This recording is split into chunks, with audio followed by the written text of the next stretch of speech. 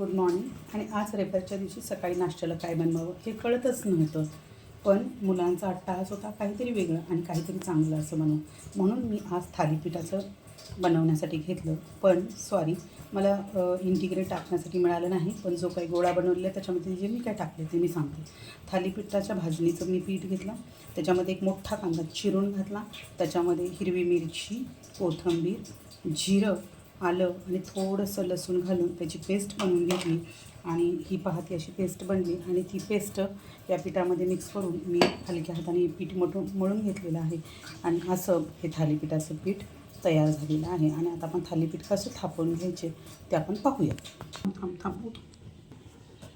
अशा प्रकारे मी इथे पोळपीठ घेतलेलं आहे, त्याच्यावर कपडा थापून घेतलेला आहे, त्याच्यासाठी पाणी घेतलेलं आहे आणि हा कपडा असा ओला करून घ्यायचा आहे, जेणेकरून काय होईल थालीपीठ खाली चिकटणार नाही. त्या पद्धतीने आता मी इथे तवा पण गरम करण्यासाठी ठेवलेला आहे.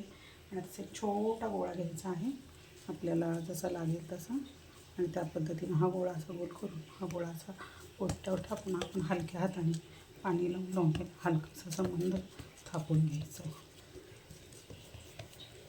मी सुरुवातीला छोटा गोळा घेतलेला आहे आणि त्या पद्धतीने मी थापत आहे. असं जितकं आपल्याला मोठा हवा आहे तितकं बसरट आपल्याला थापून घ्यायचं आहे. आणि याचे जे काठ हे चिरा पडतात त्यांना असं परत एकदा पाणी लावून स्वच्छ पाण्याने असं जोडून घ्यायचं आहे. असं स्वच्छ हे जोडून घ्यायचे ते चिरा आणि परत असं आपण थापायला चालू करायचे. थोडे बोटाचे ठसे उमटवायचे म्हणजे ते नक्षीदार दिसतात. चिरलेला कडा परत एकदा आपल्याला जोडून घ्यायचे. आणि हे आपलं सुंदरसं थालीपीठ थापून झालेलं आहे. आणि आता ह्याला आपण काय करणार आहे, मंद आचेवर खमंगसं भाजून घेणार आहे. ठीक आहे. असं छोटंसं तेल टाकून घेतलेलं आहे. असं तवा तापलेला आहे आणि जे थालीपीठ आहे हे टाकायला घेतले. हे आता असं मी उचललेलं आहे. हे थालीपीठाचा तव्यावर मी टाकून दिलेलं आहे. काय केवढं हे निघत नाही तर वरती असायचा पाण्याचा शिंपडा दिलेला आहे म्हणजे ती निघेल. आणि असं हलकंच आपलं थालीपीठ तयार झालं. हे होत असताना ह्याच्यासाठी थोडंसं फिंगरची डिझाईन काढून घेतली. सुशोभित अशी फिंगरची डिझाईन काढून घेतली.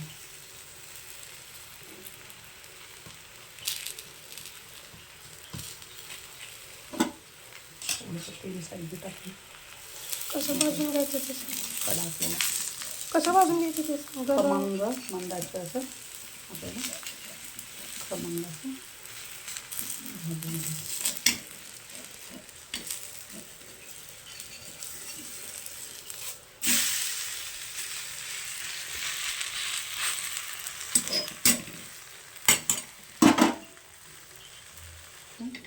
खमंग भाजून घ्यायचं.